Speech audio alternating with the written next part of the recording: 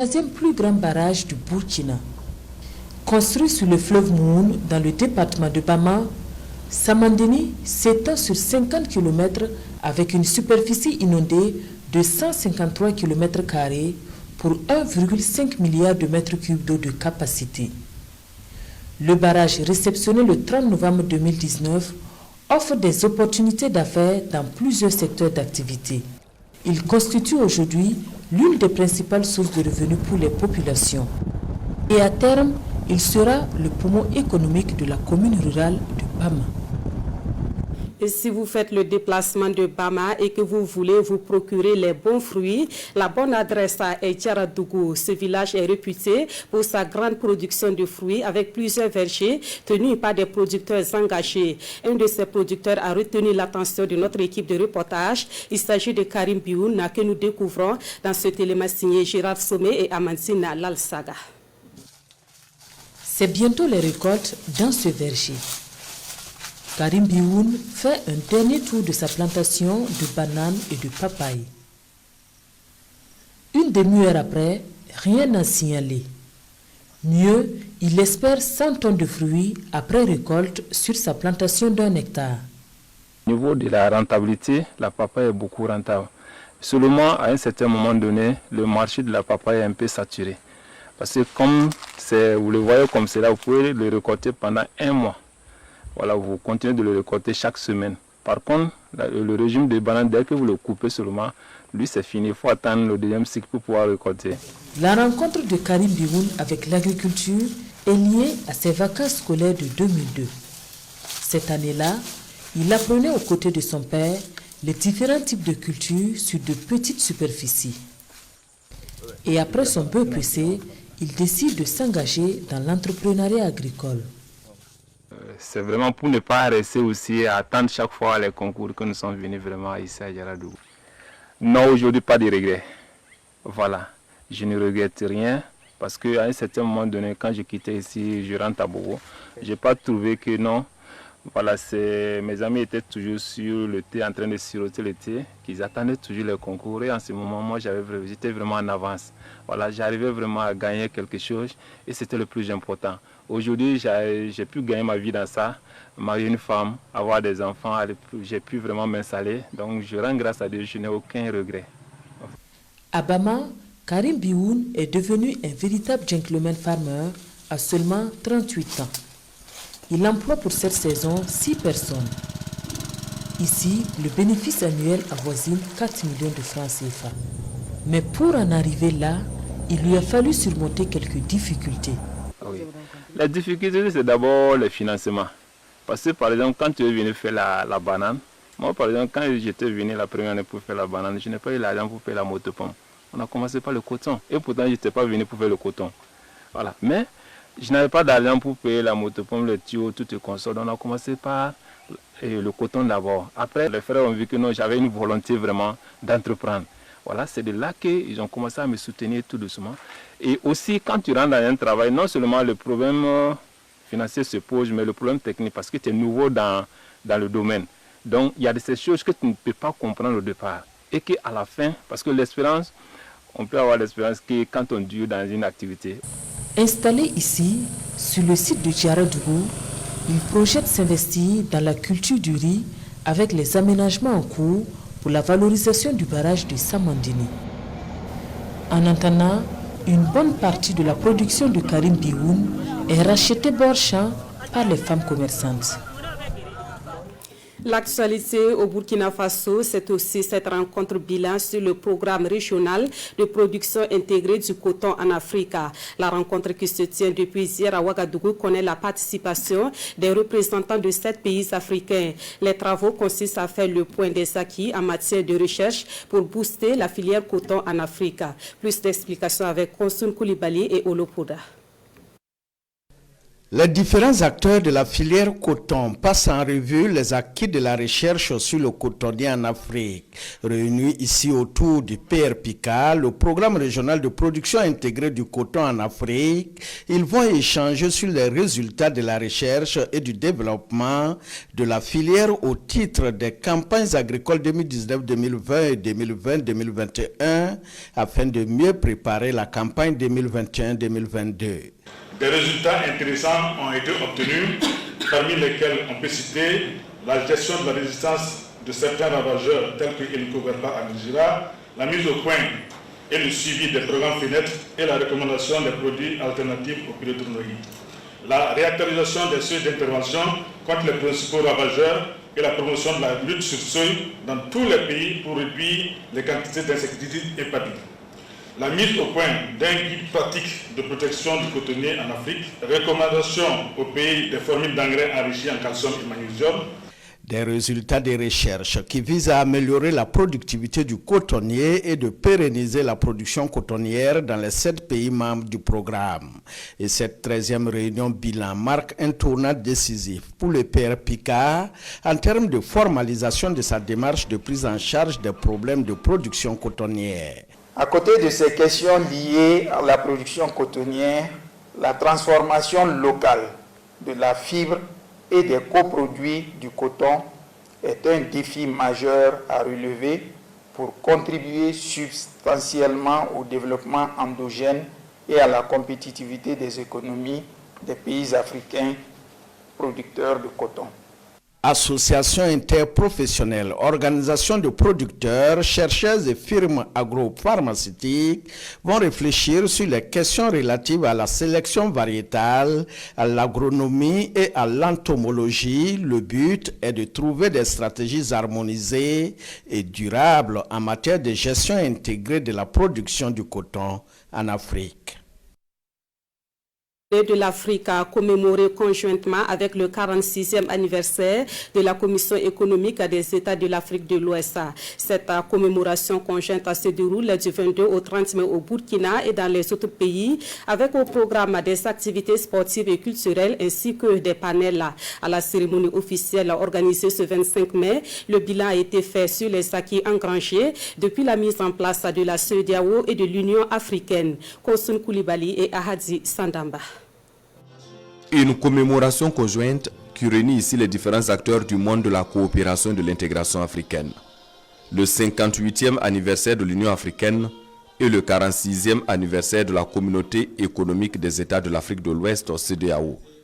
Une double commémoration qui se penche sur la contribution des arts, de la culture et du patrimoine au développement socio-économique de l'Afrique. Le secteur des arts, le secteur culturel aussi, a été fortement impacté avec l'annulation des festivals et grandes manifestations culturelles, la fermeture des salles de spectacles, etc.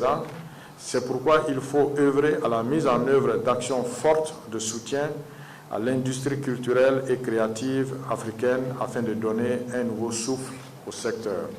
Il s'agit là pour ces acteurs d'apprécier le chemin parcouru par les deux institutions et d'affiner les perspectives pour la renaissance culturelle africaine.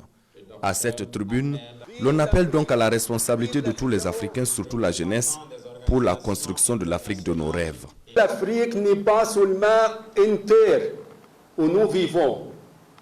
L'Afrique est plus que ça. C'est un sens et un concept qui nous habite partout où nous vivons. Chers amis, l'Afrique est dans notre sang. Vive l'Afrique! Vive l'Afrique! Vive l'Afrique! Cette commémoration se tient depuis le 22 mai et ce jusqu'au 30 mai avec plusieurs activités sportives et culturelles au programme. Une célébration qui se tient au moment où les États africains sont confrontés dans leur majorité aux effets de la pandémie de Covid-19 ainsi que du terrorisme. Des représentants de la Chambre de commerce et d'industrie du Burkina dans les locaux du Conseil national de l'économie informelle. Les échanges ont permis à la CCIBF de mieux s'imprégner des préoccupations actuelles du secteur informel burkinabé. Déjà, la Chambre de commerce a promis une suite favorable aux doléances qui lui ont été présentées par les représentants du secteur informel. Le point avec Issa Kafando et Issa Kanana. La Chambre de commerce et d'industrie du Burkina Faso, CCBF, au siège du Conseil national de l'économie informelle du Burkina. À l'affiche de cette rencontre, une visite d'amitié et de courtoisie, ainsi que plusieurs points abordés. En rappel, une première rencontre s'était tenue le 5 mars dernier entre les deux structures, rencontre au cours de laquelle des doléances avaient été émises par les acteurs de l'économie informelle dans le cadre d'un accompagnement du développement stratégique de leur fêtière. Face à cela, la CCBF s'engage à trouver un site beaucoup plus approprié à la dite fêtière. Ils ont sollicité que la Chambre de commerce accompagne la fêtière autour des actions de renforcement des capacités. Et le président de la Chambre de commerce nous a mandaté pour venir dire au Conseil que nous sommes prêts à mettre les moyens pour que les acteurs puissent davantage renforcer leurs capacités en matière de gestion technique, commerciale de leurs entreprises respectives. Et nous avons profité pour dire qu'il y a un sujet majeur qui est important pour les acteurs des marchés et les petits commerçants. C'est la gestion des sinistres nés des incendies que l'on connaît ça et là. Et le président de la Chambre de commerce a pris l'engagement que nous allons lancer une réflexion avec l'accompagnement du Conseil national de l'économie informelle pour mettre en place un fonds de solidarité. Le Conseil national de l'économie informelle du Burkina Faso se dit très heureux de cette initiative. Et nous, on avait fait un cahier de doléances pour leur soumettre, mais ils sont venus nous dire ce que dont nous-mêmes nous ne nous attendons pas. Ils sont allés au-delà de ce qu'ils devraient faire pour nous aujourd'hui. Ça veut dire qu'ils sont dans une dynamique de structuration de l'économie du Burkina. Ils sont dans une dynamique de vouloir faire marcher les choses. Donc vraiment, c'est une image joie pour nous. Le Conseil national de l'économie informelle du Burkina Faso a pour objectif d'assurer la représentation des organisations professionnelles de l'économie informelle et leur pleine participation au processus de prise de décision. Dans l'actualité également, des présumés malfrats ont encore été pris dans les mailles de la police spécialisée dans le vol à main armée et le cambriolage de domicile. Le réseau a été démantelé par la police de l'arrondissement de Boulmiougou à Ouagadougou. Ces présumés malfrats qui opéraient dans plusieurs quartiers de la capitale ont été présentés ce matin à la presse. Issa Kafando est bienvenu dans ça. Âgé de 19 ans pour le plus jeune de ces présumés malfrats. Leur terrain d'opération, les quartiers Bonham, Pissi, Sissé et Sondgo. Spécialisés dans le vol à main armée et le cambriolage de domiciles et de commerce, plusieurs mois d'investigation auront permis de mettre la main sur ces trois individus, selon le commissaire de police Youssouf Dianda de l'arrondissement de Boulmiougou. Armés de leurs fusils Kalachnikov et d'un pistolet automatique, de couteaux et d'arrache-clous, ils tiennent en respect leurs victimes et les dépossèdent de leurs biens. Ils portent parfois des cagoules pour éviter de se faire identifier facilement. À titre illustratif, quelques victimes ont été identifiées dans les zones suivantes. Dans le quartier Pinsi, la cour de Mme Traoré Awa a été visitée le 2 février 2021 et une somme d'argent d'une valeur de 6 millions de francs CFA et un vélomoteur de marque Yamaha Force X ont été emportés. Au palmarès de ces hommes, des accointances avec des terroristes, des morts d'hommes et d'importants biens subtilisés comme ces objets. Pour une suite judiciaire, ils seront présentés devant le procureur du Faso près du tribunal de grande instance de Ouagadougou, foi du commissaire Dianda. Cette femme peut repartir avec sa moto, mais entrer en possession de l'importante somme d'argent emportée à son domicile reste une interrogation. Une caravane de presse dans les différents centres de formation et de production du Service national pour le développement. Au cours de cette sortie qui s'est déroulée la semaine passée, les hommes et femmes de médias ont touché du doigt les réalités des centres du SND. L'initiative est de la direction générale du SND qui veut passer par la presse pour se faire connaître du public burkinabé. Étaient de la caravane de presse nos reporters Amadou Iboudo et Ahadi Sandamba. C'est la revue de troupes au Service national pour le développement SND. Appelés et encadreurs sont tous au garde à vous. Le directeur général du SND en tournée dans les centres de formation et de production. À ses côtés, une douzaine de journalistes. Ici à Badala, dans la commune de Dodougou, comme à Lumbila et Bagré, journalistes et responsables du SND visitent les ateliers, le cadre de vie et s'imprègnent des conditions d'apprentissage. beaucoup de gens ne connaissent le SND que à travers l'engagement civique qu'ils prennent pour 12 mois afin de servir l'État et la nation. Alors que, à côté de ça, nous avons les centres de formation qui, grâce à l'apport du gouvernement, donnent une formation aux jeunes afin de leur permettre de s'insérer dans le tissu économique et professionnel du pays. Chaque année, ils sont 600 jeunes déscolarisés âgés entre 18 et 24 ans et titulaires du certificat d'études primaires repartis dans 3 centres de formation. Ils sont formés en électricité bâtiment, en mécanique de roues, en sécurité privée, en agro-silvopastoral ainsi qu'en menuiserie bois et métallique. À cela s'ajoute la formation militaire obligatoire pour tous. Et le recrutement, surtout pour les centres de formation, nous insistons là-dessus, les places sont réparties par province. Toutes les provinces sont représentées dans les centres de formation et c'est les hauts commissaires qui, sur dossier, nous désignent donc les candidats.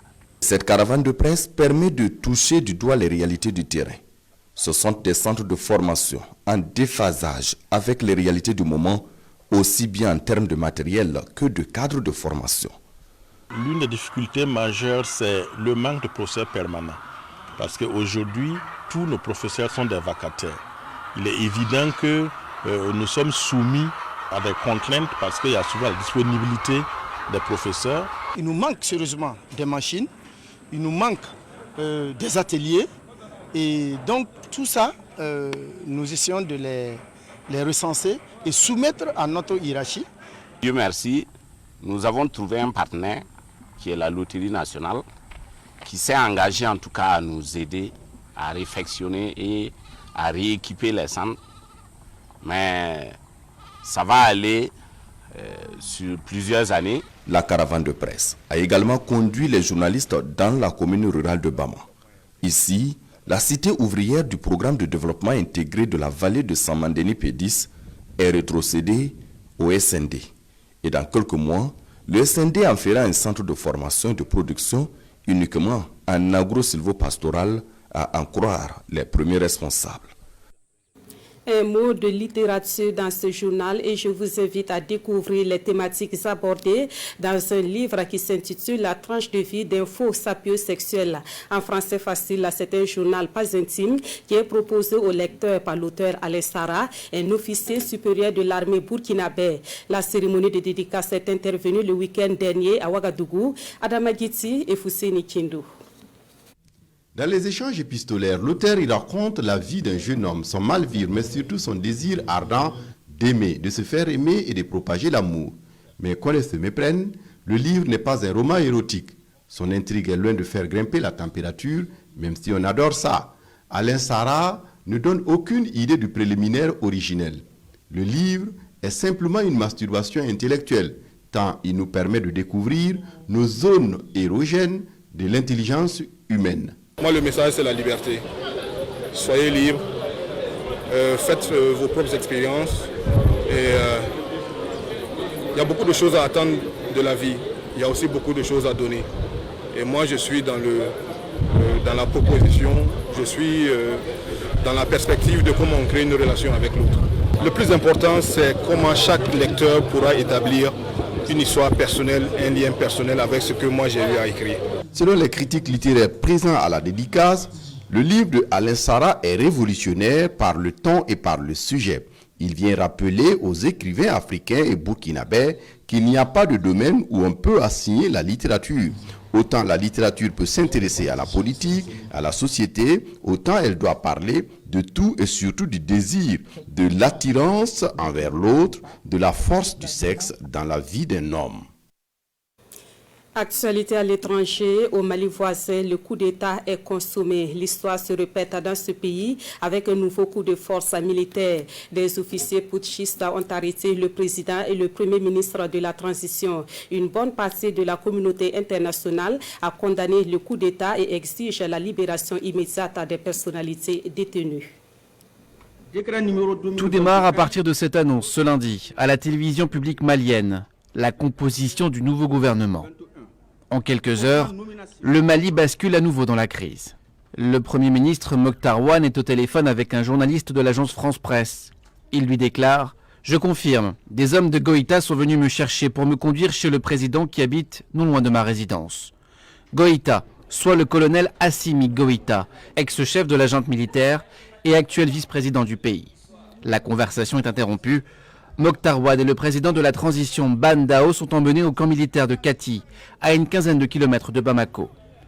Au lieu de l'appareil militaire malien, il s'agit de l'endroit précis où l'ancien président Ibrahim Boubacar Keïta avait été emmené en août 2020 par les colonels putschistes pour annoncer sa démission. Ce remaniement gouvernemental ne passe pas auprès de la junte militaire. 2 de ces figures ont été écartées en faveur d'autres officiers. Le président de la transition, M. Ban Dao, fonde la légitimité de son pouvoir sur les militaires. Le fait de retirer certains poids lourds de la junte au sein de l'appareil gouvernemental peut paraître comme une sorte de trahison vis-à-vis des militaires. Dans un tweet, le secrétaire général de l'ONU s'est dit profondément préoccupé par la détention des dirigeants civils de la transition malienne. Il appelle au calme et à leur libération inconditionnelle. De son côté, l'Union européenne, elle, évoque un kidnapping. Nous condamnons ce qui s'est passé au Mali les dernières heures, le kidnapping du président et du Premier ministre. Condamnation également de la France, la MINUSMA ou encore les États-Unis. Une délégation de la CEDEAO doit arriver dans les prochaines heures à Bamako. Et justement, Goodluck Jonathan, ancien président du Nigeria et médiateur de la CEDEAO, est arrivé ce soir même à Bamako pour tenter de résorber la crise. Du sport pour refermer cette édition, le 3e Grand Prix cycliste du journal Aujourd'hui au Faso a été remporté par Youssouf Ilboudo de l'association Jeunesse Club de Koudougou. La compétition s'est déroulée dimanche dernier sur l'avenue Charles de Gaulle de Ouagadougou. Notons que cette activité sportive entre dans le cadre du 7e anniversaire du journal Aujourd'hui au Faso. Nous suivons les temps forts avec Gérard Sommet et Alex Zagri. Youssouf Ilboudo succède à Bassirou Nikema de l'USFA au Grand Prix cycliste Aujourd'hui au Faso.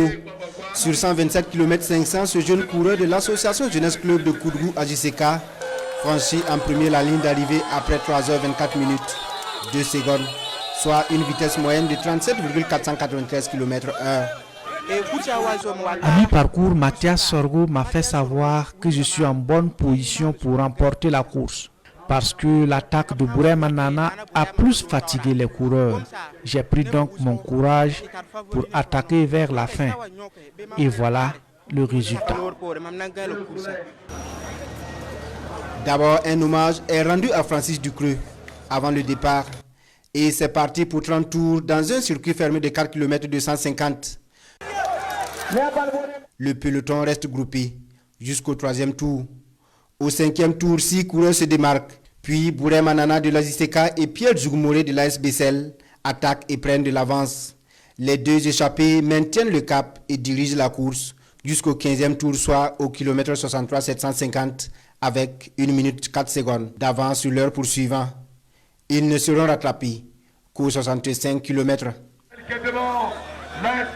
À partir de ces instants, les sauts s'accélèrent. À 4 tours de la fin, Youssouf Ilboudo et Mikailou Rawende de l'AS Bessel lancent à nouveau une attaque. Très vite, Mikailou est rattrapé. Youssouf Ilboudo maintient son rythme et gère son avance jusqu'au dernier tour. Il arrive en solitaire suivi de son coéquipier Mathias Sorgo et Bassirou Nikema de l'USFA. Nous avons organisé dans le cadre des 7 ans du journal. Et ça a été un succès parce que vraiment, les coureurs, ils ont vraiment fait un grand effort vu le temps qu'il fait et tout, la chaleur et tout, c'était pas évident. J'ai été émerveillé par, en tout cas, l'enthousiasme et la bravoure de beaucoup d'acteurs sur le terrain. J'ai moi-même fait le tour, le circuit, et je me suis rendu compte qu'il fallait beaucoup d'efforts pour arriver à faire autant de tours et être en forme. Et ce qui me revient surtout en mémoire, c'est la prouesse de nos étalons cyclistes autour du Bénin. Et et qui montre véritablement la grande forme du cyclisme burkinabé. Bassirou Ninkiema et Mathias Sorgo, arrivés respectivement 3e et 2e, empochent une enveloppe financière de 125 000 et 150 000 francs CFA. Le maillot jaune Issouf Ilboudo empoche 250 000 francs CFA. Le trophée et bien naturellement son maillot. C'est la fin de ce 20h. Merci à vous qui l'avez suivi. Amadou Marceto vous retrouve à la présentation de l'édition de 23h. Merci de votre fidélité à la RTB.